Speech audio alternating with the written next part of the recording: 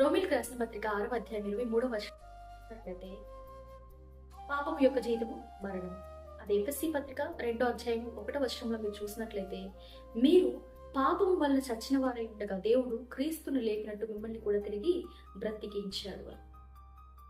మనము యేసుక్రీస్తుని అంగీకరించక ముందు పౌలు గారు చెప్పిన ప్రకారం ఈ లోక మూల పాఠాలను అనుసరించి ఈ లోకానుసారంగా జీవిస్తూ పాపము చేస్తూ పాపంలోనే ఉంటాం. కాబట్టి మనం ఆత్మీయంగా మరణించిన వారు.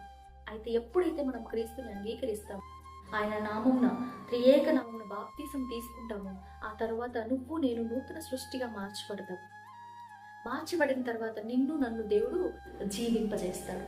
అయితే ఒక్కసారి వెలిగింపబడిన మీదట మరలా దెర్ ఇస్ ఎ ఛాన్స్, ఒక ఛాన్స్ అనేది ఉంది, నువ్వు ఆత్మీయ మరణాన్ని పొందుకుంది.